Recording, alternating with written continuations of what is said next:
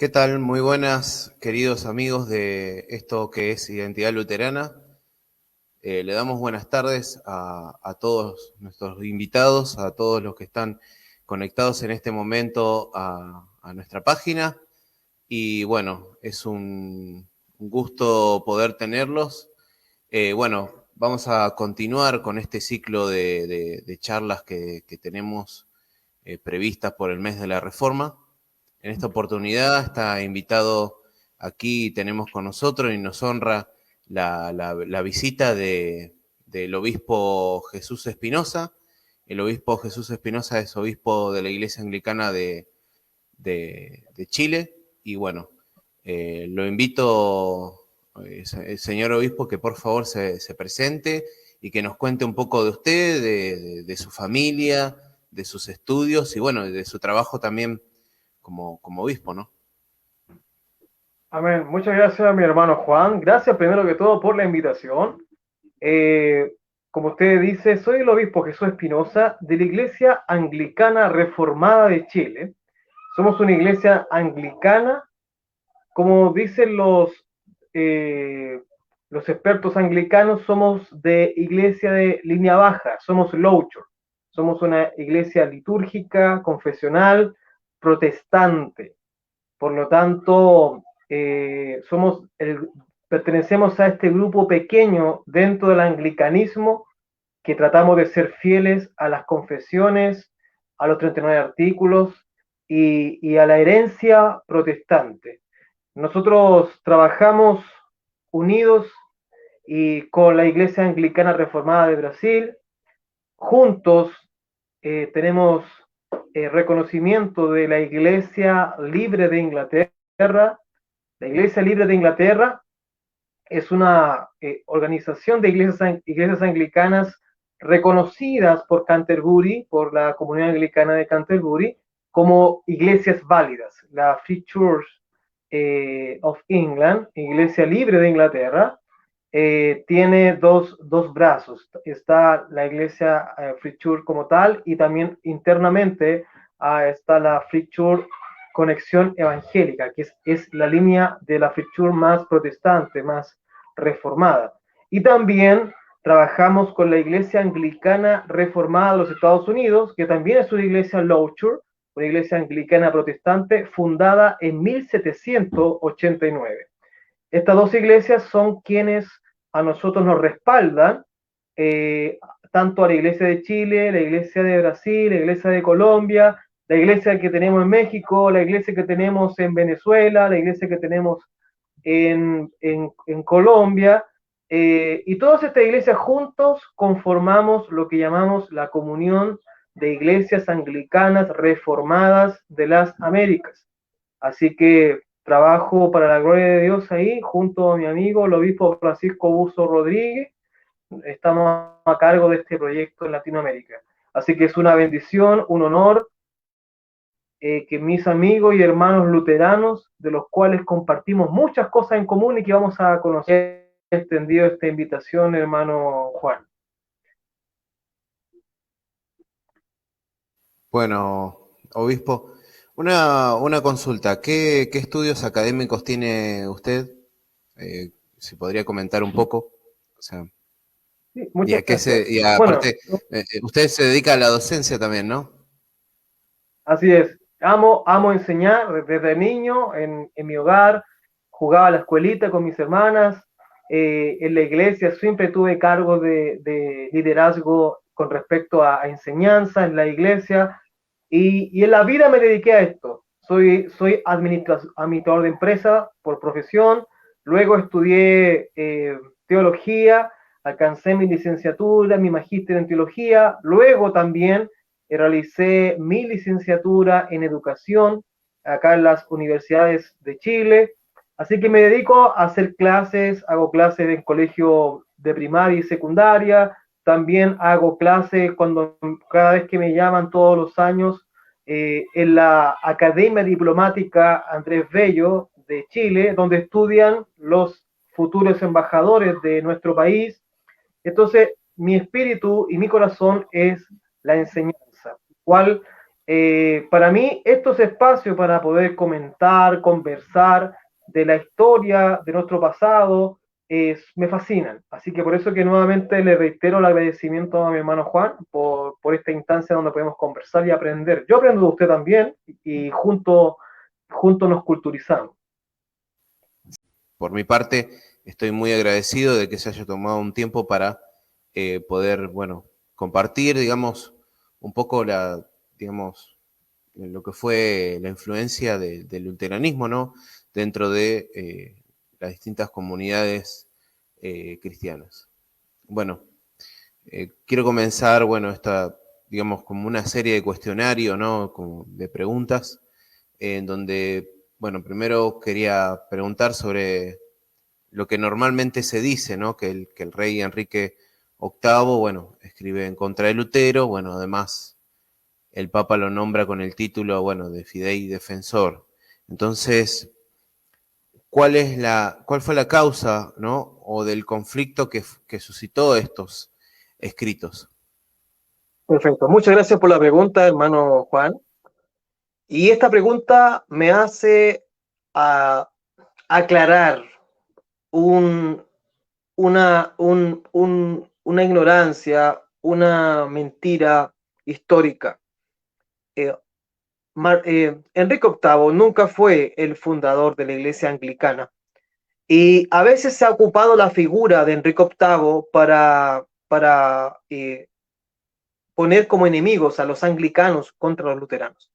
Hay que partir diciendo que Enrique VIII nunca fue un fiel anglicano. Él hasta los últimos días de su vida siguió siendo un católico romano. Él creía como católico romano, él vivía como católico romano, aunque fuera de Roma. Enrique VIII fue enemigo de Lutero y también fue enemigo de Tomás Cranmer. Por lo tanto, Enrique VIII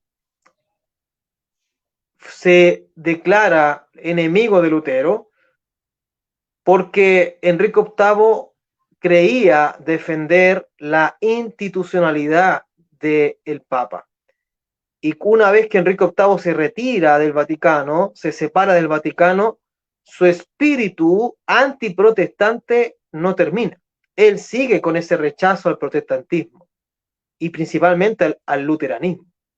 Por lo tanto, Enrique VIII siempre fue el enemigo de Lutero, pero también fue enemigo de la Reforma, fue enemigo de la Reforma protestante. Entonces, le tocó al arzobispo de Canterbury, Tomás Cranmer, sufrir también los hostigamientos de este malhechor rey Enrique VIII. Lo único que se le puede reconocer a Enrique VIII es que él logra la independencia, la separación de Inglaterra, de la Iglesia de Inglaterra, gracias a su torpeza por querer casarse con otra mujer. Pero Enrique VIII no es la persona que funda la Iglesia Anglicana. La Iglesia Anglicana tiene sus orígenes en el año 63. El año 63, José de Arimatea cuenta la historia. José de Arimatea, el discípulo rico de Cristo, viaja a las Islas Británicas y él lleva el mensaje del cristianismo, el mensaje de Cristo a esas tierras. Y se convierte en una gran cantidad de personas. Se establecen iglesias, se establecen obispos, y evidencia de esto es que San Agustín menciona que unos años antes del concilio de Nicea se realizó un concilio llamado el Concilio de Arles. Concilio de Arles, en donde, según Agustín de Hipona, participaron 2 o 3 obispos de Inglaterra. Obispos de Inglaterra. Ya había presencia de cristianos en Inglaterra. Y cuando el Papa, en el siglo VI, manda a los monjes benedictinos a evangelizar las tierras de Britania, los monjes benedictinos se encuentran con la sorpresa de que ya habían otros llegado antes que ellos y que ya el cristianismo estaba establecido en las tierras británicas.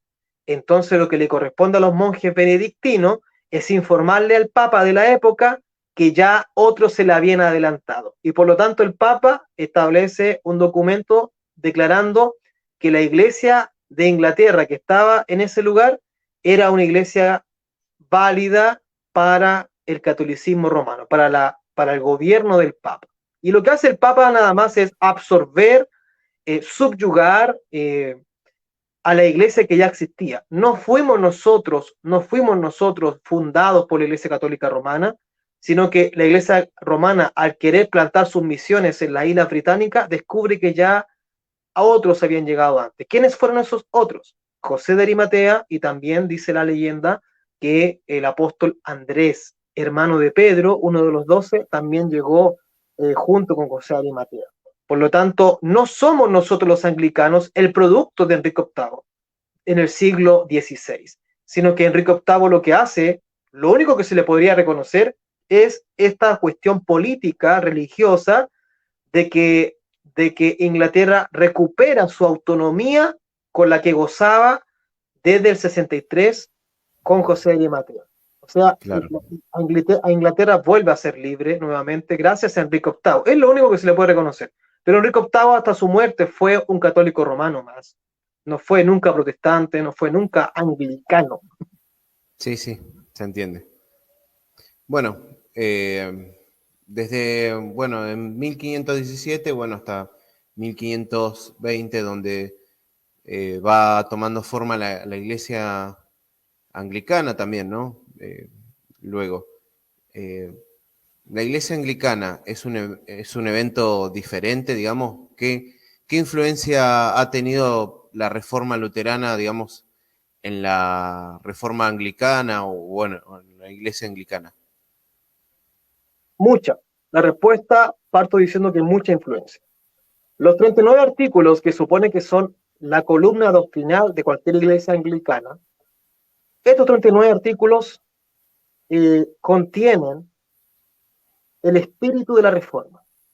Los 39 artículos hablan de la justificación solo por la fe, hablan de la predestinación, de la elección, habla de la suficiencia de las Sagradas Escrituras y la autoridad de la iglesia. Que la autoridad de la iglesia no está en los obispos ni en los hombres, sino que la autoridad de la iglesia está en la palabra de Dios.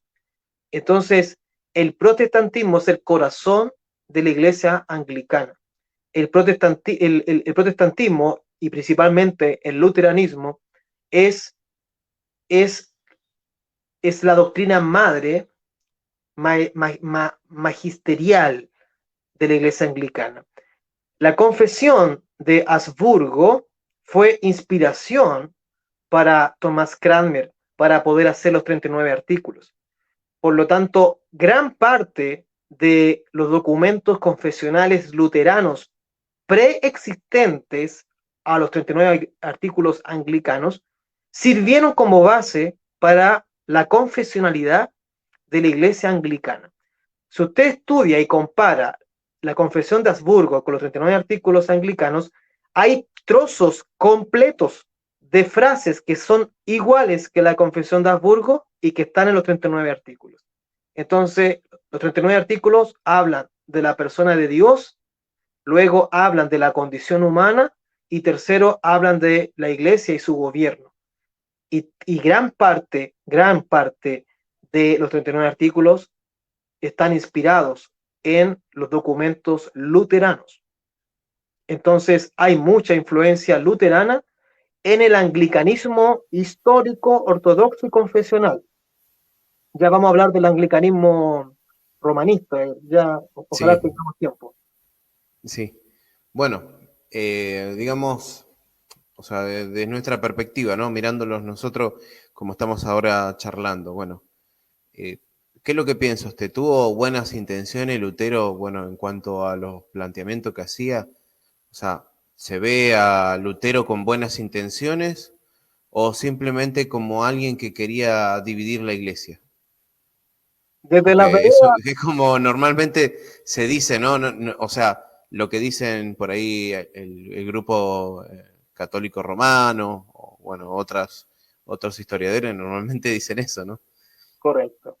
Bueno, eh, la, La intención de Lutero, al igual que Thomas Cranmer, al igual que John Wycliffe en Inglaterra, al igual que Tyndale, fue reformar, no fue refundar.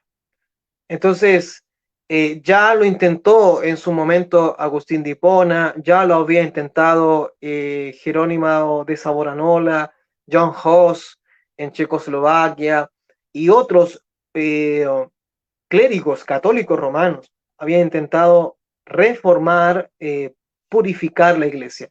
Creo que ningún cristiano comprometido con la iglesia de Cristo que que entienda que la iglesia de Cristo es una, santa, católica y apostólica, va a querer dividir el cuerpo de Cristo, sino que el espíritu de Martín Lutero fue el reformar y no refundar. A Lutero se le ve como un personaje positivo de la historia de la iglesia. No se le ve como un rebelde, no se le ve como un divisionista, un cismático, como pasa en otras iglesias, como por ejemplo los católicos ortodoxos. Está dividido el personaje Lutero, algunos lo aman, otros lo rechazan. En cambio, para el anglicanismo, Martín Lutero fue un reformador de la iglesia, no un divisor, no un cismático, fue un reformador y sigue siéndolo, y sigue siendo el inspirador de las iglesias que somos low church, iglesias que somos iglesias bajas anglicanas. Bueno, muy bien. ¿Cuál es el aire que se vivía, digamos, en el entorno sociopolítico, bueno, y religioso en la iglesia de esa época, ¿no? ¿Había algún aire, digamos, de necesidad de una reforma o Lutero lo estaba viendo demasiado excesivo a ese tema? Bueno, en el tiempo de la Reforma, la iglesia anglicana ya había tenido sus pre-reformas.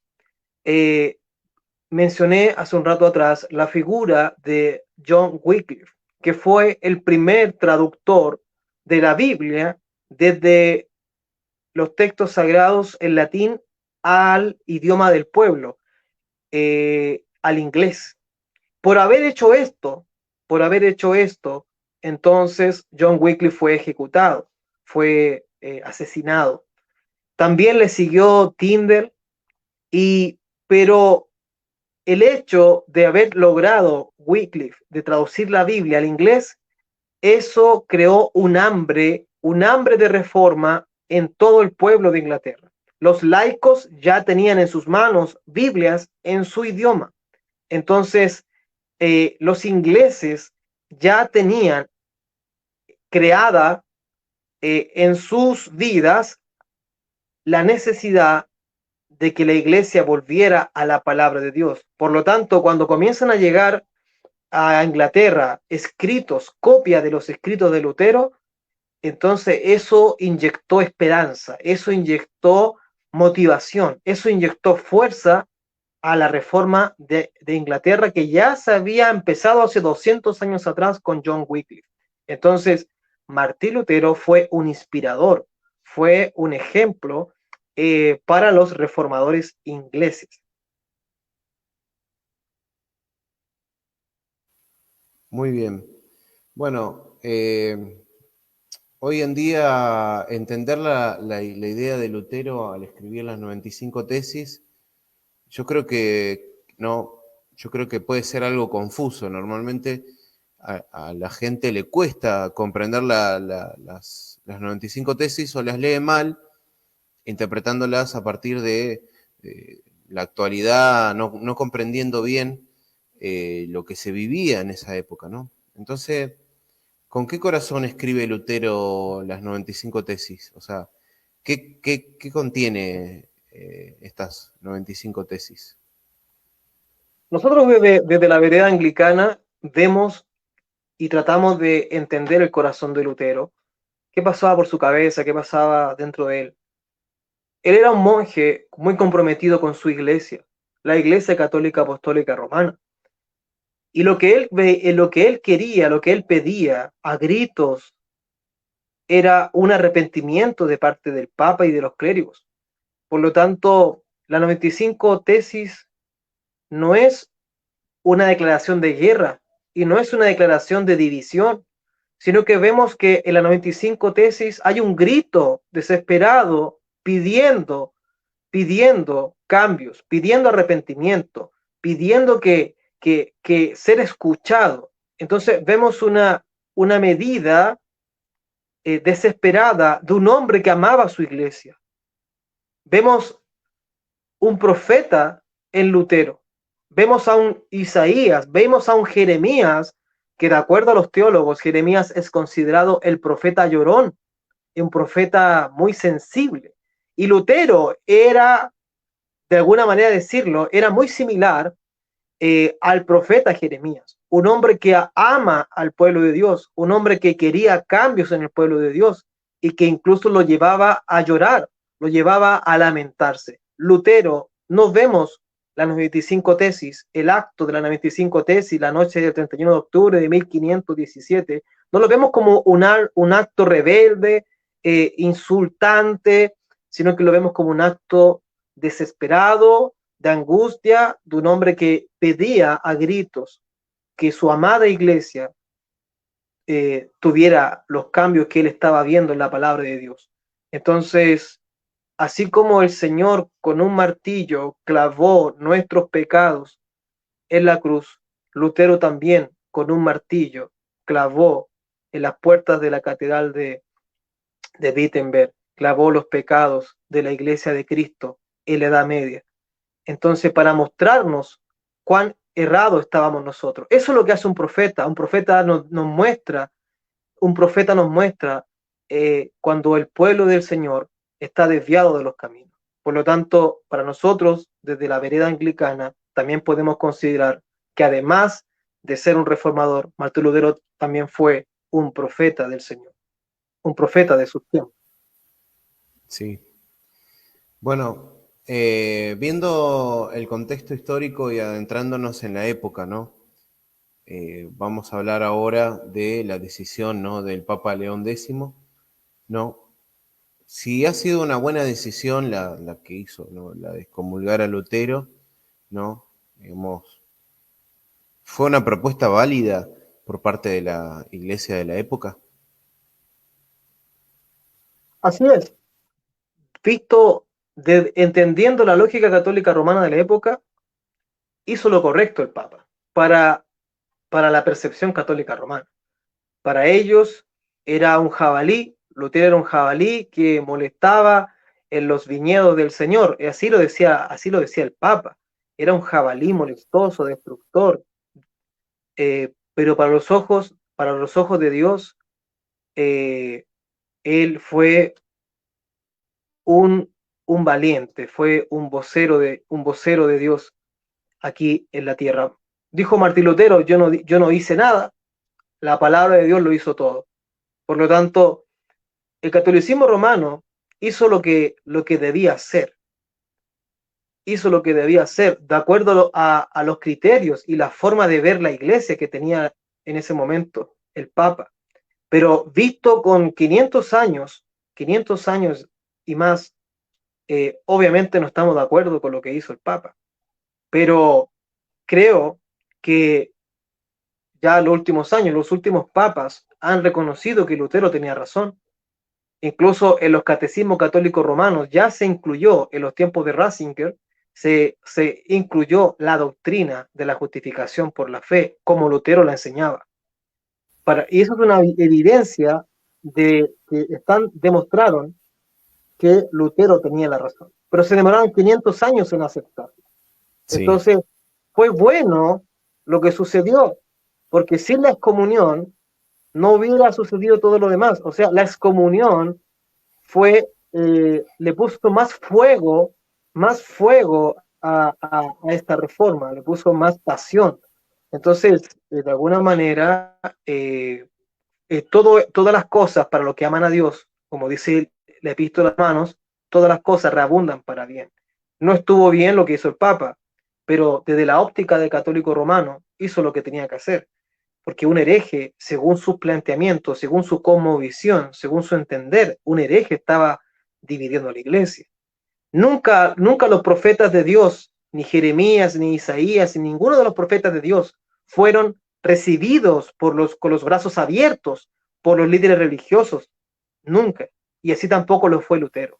Pasando el Claro, tiempo, Israel reconoció que Isaías era hombre de Dios, que Jeremías era hombre de Dios, que Elías fue hombre de Dios, cuando ya no estaban con ellos. Entonces, Cristo nos dice, le dice a su pueblo, ustedes matan a los profetas y apedrean a los que son enviados. Y eso fue lo que pasó con la Iglesia Católica Romana. Entonces, Lutero fue un profeta en su época, pero como ha pasado en toda la historia, fue un profeta honrado después de muchos años. Recién uno puede encontrar literatura de Benedicto XVI, libros de teología, libros de cristología de Benedicto XVI, en donde reconoce la obra de Martín Lutero. Pero demoró 500 años, así exactamente. que viva la comunión, que viva los herejes de hoy, porque los herejes de hoy, mañana vamos a ser reconocidos como valientes. Hoy, dentro de la iglesia anglicana, hombres son acusados de cismáticos, son acusados de rebeldes por no conformarse con el establishment de, una agenda globalista, liberal, hereje, apóstata, y en los que hoy defienden la verdad son tratados como herejes, pero mañana van a ser recordados como profetas de Dios. Lo mismo le pasó a Lutero, le pasó a Sí, Calvino, Tomás Kramer, etc. Así que Dios bendiga a esos protestantes que pelean por mantener la confesionalidad y mantener la herencia de la reforma. amén. Así es. Bueno, seguimos con otra de las preguntas. ¿Qué cambios, bueno, ha marcado la reforma luterana en la iglesia de aquella época, ¿no? ¿Era necesaria, digamos, una reforma? Ya igual lo venimos planteando, pero estaría bueno, digamos, redondear un poquito más ese asunto. Bueno, ¿cuáles fueron algunos de los cambios que podemos resumir? Hubo una reforma en la liturgia, hubo una reforma en la música, hubo una reforma en, en la enseñanza de la palabra de Dios. Gracias a Martín Lutero se pudieron incluir cánticos, instrumentos musicales como el piano, el órgano. Gracias a Martín Lutero se empezaron las iglesias a, a comenzar a enseñar a los pupilos, a las mujeres, a leer y a escribir. Gracias a la reforma que inspira a Lutero y que luego se replica en Inglaterra y en toda Europa, comienza el desarrollo y el progreso de toda Europa. Gracias a la reforma, se abren los primeros colegios públicos, la gente comienza a leer y escribir, la gente comienza a cuestionar, la gente comienza a salir del analfabetismo y comienza a transformarse en una sociedad letrada, una sociedad instruida. El libro que todos querían tener en ese momento era la Biblia, pero luego de leer la Biblia, la gente comenzó a leer otros libros, cultura, leer historia, aprender matemáticas, aprender música. Entonces, la Biblia, hasta el día de hoy, sigue siendo el libro más vendido. Los récord Guinness determinaron en un momento sacar a la Biblia de los récord Guinness porque todos los años era la Biblia y solamente la Biblia la que ganaba todos los premios. Entonces, ya nada podía competir contra la Biblia, por eso decidieron sacarla de los récord Guinness. Entonces, el libro más vendido de la historia es la Biblia, gracias a Martín Lutero. Sí es cierto, en Inglaterra tuvimos Sí, una pre-reforma interna 200 años antes que Martín Lutero a través de John Wycliffe, pero no tuvo la fuerza que tuvo Martín Lutero. Lamentablemente ninguno de los reformadores anglicanos como Wycliffe, Tyndale y Tomás Cranmer contaron con el completo apoyo de los líderes políticos. En cambio, Martín Lutero sí, él contó con el apoyo de los líderes, con los principales gobernantes de Alemania. Y eso dio un empuje a la reforma que, si no fuera por este apoyo que Dios hizo, que Dios causó, no podríamos hoy hablar de una reforma a todo el mundo. El mundo conocido de la época era Europa, era el viejo mundo. y el mundo fue trastornado por la palabra de Dios a través de este hombre llamado Martín Lutero. Bueno, muy bien. Tenemos otra pregunta, ¿no? Que dice, bueno, que también lo marcamos un poquito, qué cambios y aspectos sociales y políticos ha producido la reforma, y hemos hablado un poco, así que si podemos seguir ahondando en el tema. Bueno, el gran sociólogo Max Weber, en su libro la ética protestante y el espíritu del capitalismo, él ahonda en el tema. Y él explica que el aporte de la reforma protestante no solamente fue un aporte religioso, sino que también por autonomacia, la reforma trajo desarrollo y progreso a todo el mundo de esa época, al viejo mundo. Por lo tanto, no solamente abarcó lo espiritual y lo religioso, sino que también abarcó la cultura, la medicina, la ciencia, la música. Hombres se sentían orgullosos en ser protestantes. Eh, eh, Sebastián, Sebastián Bach, eh, John Newton, anglicano, Bach y muchos científicos eran hombres protestantes.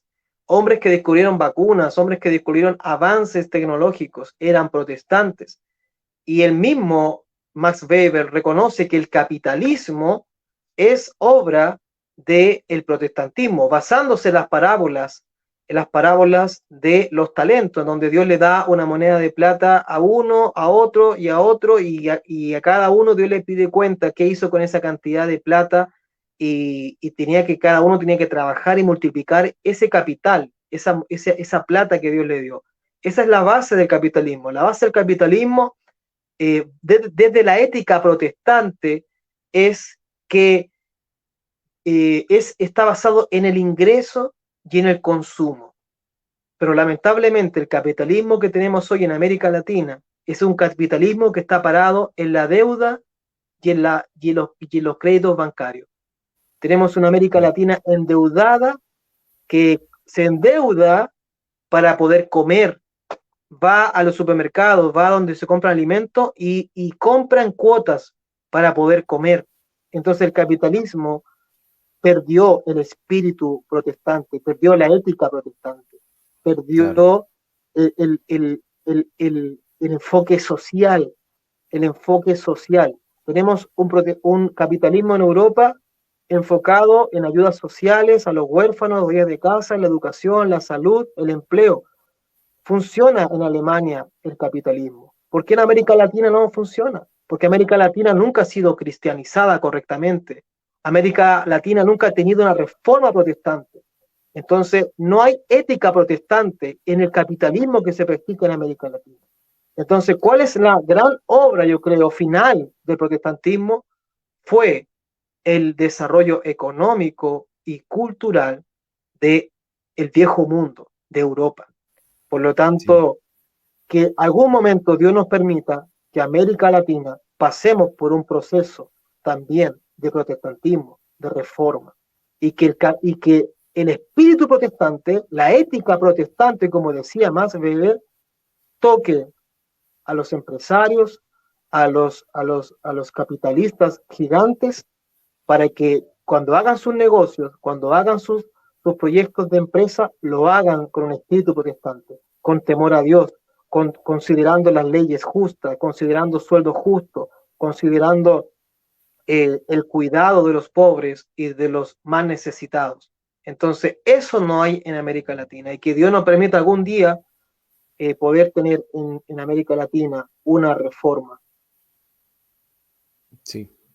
Tenemos una pregunta de John Andrés Parra que dice, ¿cuál es la diferencia entre la predestinación, como la entienden los anglicanos, y la elección luterana? Bueno, yo ahora me dedico a la parte de la elección luterana un poquito. En esa particularidad, bueno, nosotros como luteranos creemos bueno, Dios sí ha predestinado a personas, pero no entendemos la predestinación como el calvinismo, ¿sí? nosotros la diferencia que tenemos es que no ahondamos en el misterio de Dios y no sabemos esas cuestiones del tema de la predestinación, cómo se da, ¿sí? Entonces, como no ahondamos en ese motivo, decimos que Dios, bueno, ha predestinado a gente a salvación, sí, pero no es algo que nos deba preocupar o algo que nosotros vemos en particular. Sí, ahora el obispo le va a contar un poco de la predestinación de parte del calvinismo, ¿no? Perfecto. Bueno, primero que todo, aclarar que no somos calvinistas, somos anglicanos. Sí, sí. Los 39 artículos están inspirados por el movimiento luterano, como ya lo dijimos, y partes también de los 39 artículos contienen inspiración también del calvinismo, pero es en el plano de inspiración, no es que seamos etiquetados como calvinistas. La predestinación, dice los 39 artículos de la Iglesia Anglicana, al igual como lo entienden los luteranos, Dios decide elegir a algunos para salvación. Entonces, por autonomacia, si Dios elige a unos, entonces otros quedan fuera de esa salvación. Eso es lo que dice los 39 artículos respecto a la predestinación. Dios elige personas para ser salvadas. Si dentro del anglicanismo hay corrientes más radicales que agregan la doble predestinación. ¿A qué me refiero con esto? Se le llama doble predestinación cuando se entiende que hay personas a las cuales Dios predestina para ser reprobados, para ser llevados al infierno. Es una postura calvinista de la cual cada anglicano es libre de adherirse si se siente cómodo, pero Sí. lo que exige los 39 artículos es creer en la predestinación de los salvados. Si alguien quiere profundizar respecto a qué pasa con los que no son salvados, puede complementar con documentos calvinistas y poder adherirse quizá a esa teoría. Pero siendo estrictamente confesionales y los 39 artículos, solamente se refieren a los predestinados para salvación. Y no habla mucho, habla muy poco, qué pasa con los no predestinados para salvación, qué pasa con ellos, por qué no son elegidos. Si alguien quiere profundizar más en eso, la Iglesia Anglicana abre la puerta para que podamos estudiar, por ejemplo, el Catecismo Menor y Mayor de Westminster, y ahí se puede profundizar más respecto de qué pasa con los que no están predestinados a salvación. Pero eso no es impositivo, no se obliga a los anglicanos a creer eso. Si lo quiere hacer, lo puede hacer, pero no se obliga. Los anglicanos reformados, los anglicanos Loutur, nos apegamos a la Biblia primero que todo, al libro de oración común de 1662, que ese es el libro de oración común más apegado a la Reforma, no como los actuales que son muy ecuménicos, son muy romanizados, y los 39 artículos de la Iglesia Anglicana. Todos los demás documentos confesionales de la Iglesia Luterana, Confesión de Habsburgo, o el Catecismo de Sí. Westminster, o el Catecismo de Heidelberg de Alemania, pueden ser complementarios, pero eso queda en la preparación personal y privada de cada ministro y de cada laico. Pero a lo que está Ajá. obligado un anglicano confesional es a su Biblia, libro de oración común y los 39 artículos. Todo lo que está fuera de eso Perfecto. se deja en completa libertad. Como decía San Agustín, en lo esencial debemos mantener la unidad. Y en lo que no es esencial hay que otorgar libertad. Y en ese aspecto nosotros, respecto a la doble predestinación, nosotros ahí lo dejamos en el plano de la libertad. Perfecto. Acá André León dice, ¿el anglicanismo entiende la justificación por la fe como Lutero? Así es, así es. Como dije al comienzo del programa, y los que llegaron tarde pueden después ver la repetición, los 39 artículos, que es el documento confesional de la Iglesia Anglicana, eh, textos enteros, frases enteras fueron copiadas exactamente igual a la Confesión de Habsburgo. Y la Confesión de Habsburgo es luterana. Entonces podemos decir que la Iglesia anglicana entiende la justificación por la fe, lo entiende desde la perspectiva luterana. Ahí tiene otra pregunta. Dice, otra consulta a Monseñor. Monseñor le dije. No, no, Pero bueno, claro, es obispo. no ¿El me sombrero confunde. que usa tiene algún significado? Dice. Ah, sí. Bueno, yo estoy vestido de una vestimenta, se puede decir, cotidiana, o sea, para la casa, para el trabajo. El cleriman, la camisa clerical, fue inventada para usos más cómodos. Ya en la iglesia ocupamos el alba, el chimera, el tipet, la capa, el báculo, todas esas cosas en la iglesia, o sea, de forma litúrgica. Esta ropa no es litúrgica, es más doméstica. La camisa clerical fue hecha para la calle, para que poder andar en la calle, el clérigo. Y se acostumbraba en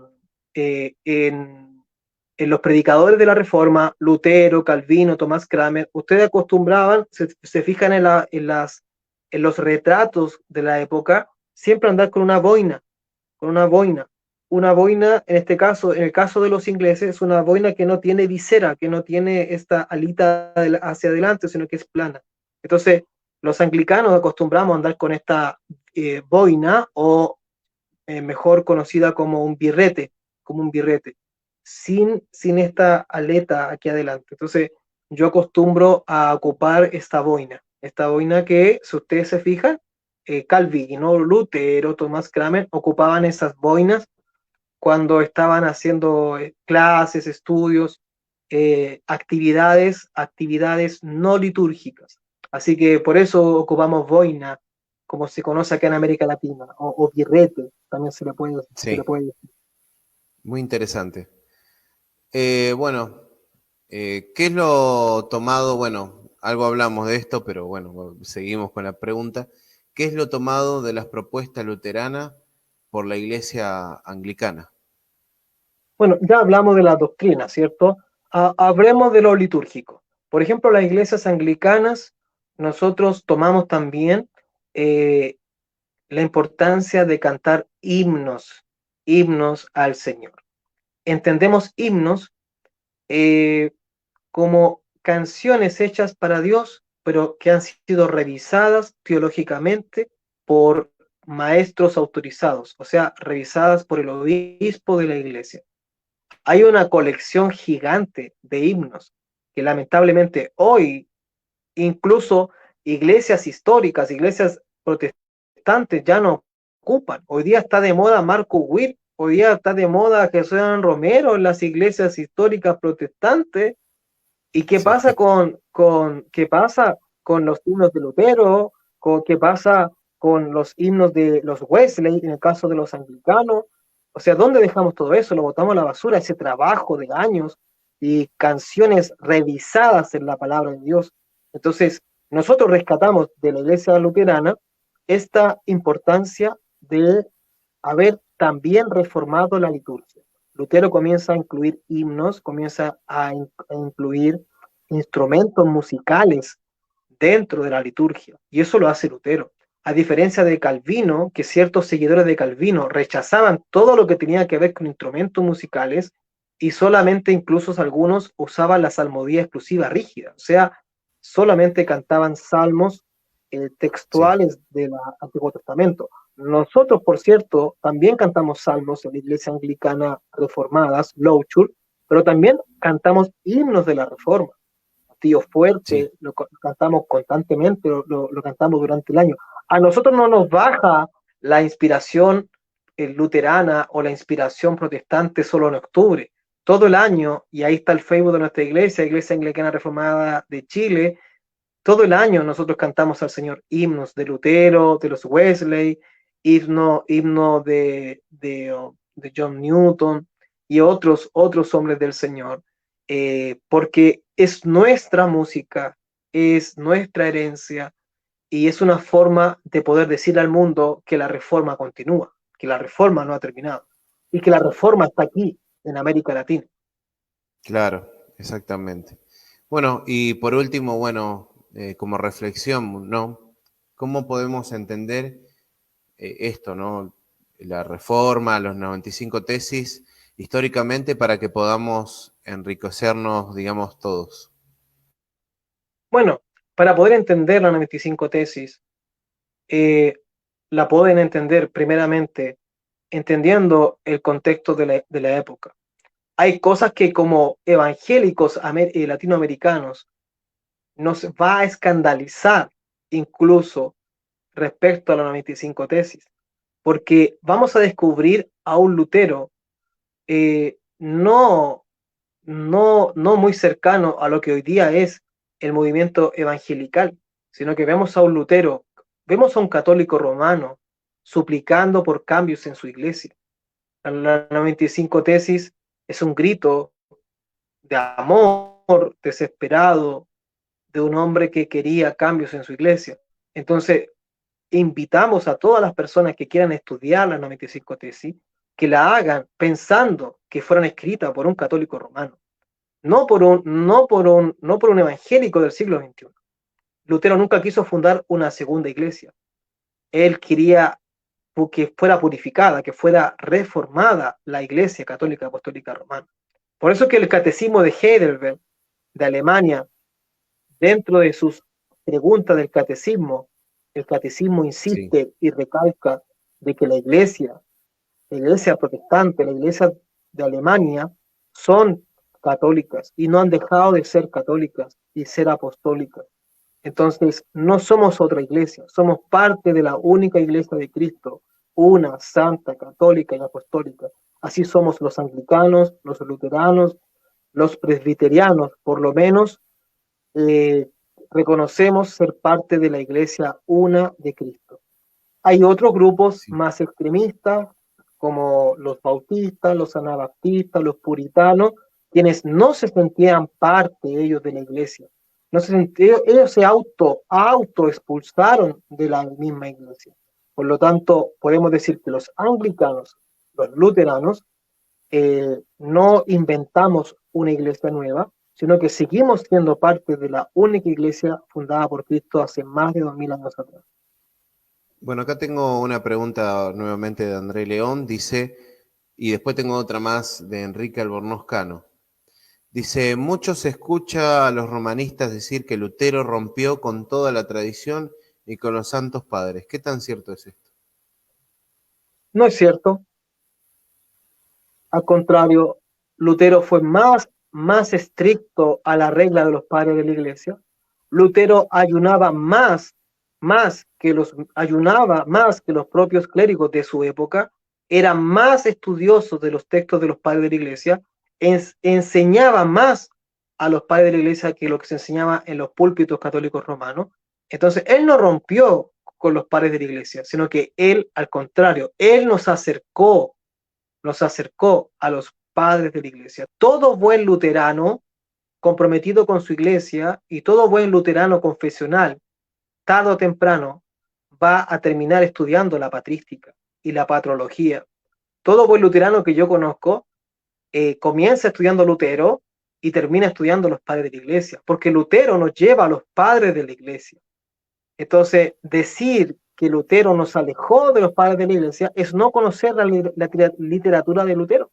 Lutero Totalmente. constantemente cita a los padres de la iglesia y obvio que a uno de los que más citó Lutero fue a Agustín de Hipona, porque él era agustino, él era un monje agustino. Entonces, Lutero no nos aleja de los padres, sino que al contrario, Lutero nos lleva a los padres de la iglesia. Así que, Ah, bueno, mira. yo tristemente he visto cómo amigos luteranos comienzan siendo luteranos y terminan algunos yéndose a la iglesia católica ortodoxa. He conocido muchos amigos luteranos que Lutero los lleva a conocer el mundo ortodoxo y terminan yéndose a los católicos ortodoxos. O sea, es triste. Para mí sería mejor que se quedaran con los luteranos. Pero al contrario, Lutero nos lleva a los padres ortodoxos y a veces eso es peligroso también. O sea, Sí, eh, se ha perdido muchos luteranos que se han ido para los católicos ortodoxos, los cuales consideramos nuestros hermanos, pero no es la idea que se vayan para allá, la idea es que se claro. queden con nosotros, que queden en la reforma. Sí. Acá Enrique Albornoz Cano dice, ¿qué posición tiene la Iglesia Anglicana Reformada con respecto a la presencia real de Cristo en la Eucaristía? Comprensión, comprendemos lo mismo, comprendemos que Cristo está presente en la Eucaristía, al igual como lo entienden los luteranos. Lo que no estamos de acuerdo es con la postura calvinista y puritana de que el pan y el vino es simplemente un símbolo. Para nosotros eso es una ofensa. Para nosotros es faltarle el respeto al cuerpo y la sangre de Cristo. Nosotros en ese punto somos igual que los luteranos. Creemos en la presencia real de Cristo en el pan y el vino. Así que en ese punto no tenemos ninguna diferencia con la iglesia luterana. Interesante, interesante. No, no conocía la postura y bueno, es parte de la culturización, ¿no? De conocer otras denominaciones también. Así que, bueno, obispo, le agradezco mucho su predisposición para poder realizar esta entrevista. Estoy muy, muy contento de poder compartir con usted, bueno, un poco de lo que es la Iglesia Anglicana y gracias por su visita a nuestro canal. Y bueno, también agradecerle a cada uno de los participantes, ¿no? Que fueron bastantes, que estuvieron conectados. Les agradecemos a cada uno de ustedes y bueno, nos vemos en la próxima y bueno, obispo, si quiere saludar. Bueno, agradecer la invitación, gracias a todos los que participaron y seguirán participando en la repetición de esta entrevista. A mí es un placer conocer aquí a mis hermanos luteranos, estamos juntos en esto, queremos reformar América Latina, yo creo que también el hermano luterano Juan Carabajal también lo quiere, lo desea, así que cuenten con un amigo, con un hermano de la reforma, porque queremos que la reforma llegue a América Latina. Así que ayúdenos, los hermanos que están viendo en las redes sociales, ayúdenos a compartir, suscríbanse aquí al canal de Identidad Luterana, sigan reproduciendo el material, porque todo esto que se hace para el Señor y también se hace para aportar un poco de luz entre tantas tinieblas y oscurantismo que está envuelta nuestra América Latina. Tenemos que partir reformando a los reformados. Tenemos que partir protestanizando a los protestantes, porque lamentablemente dentro de las iglesias históricas protestantes ya llegó la oscuridad. Ya hay iglesias protestantes que abrazan la agenda LGTBI, abrazan el marxismo cultural, abrazan la apostasía, la herejía. Entonces nos queda un trabajo por hacer de poder trabajar en reformar las iglesias históricas protestantes. ¿Cuál es la clave? ¿Cuál va a ser la receta para lograrlo? La misma receta de Lutero. Lutero dijo, yo no hice nada, el Papa cayó, el Papa fue destruido, pero yo no hice nada. La palabra de Dios lo hizo todo. Por lo tanto, ¿cuál es Totalmente. la receta? Predicar la palabra del Señor. Esa es nuestra regla de fe y conducta, la palabra de Dios. Esa es la autoridad con la que se para la iglesia, es la palabra de Dios. La antorcha que alumbra el lugar oscuro, la lámpara a nuestros pies, es la Biblia. Así que eh, ocupemos la palabra del Señor, seamos valientes, sigamos en el camino de la confesionalidad, los luteranos por su parte, los anglicanos por la nuestra, y que Dios nos ayude, como dijo Lutero. No me retracto de nada de lo que he dicho, y que Dios me ayude. Amén. Así que Dios esté con nosotros Amén. y con todos los que están en las redes sociales. Muchas gracias, hermano Juan. Bueno, hasta luego.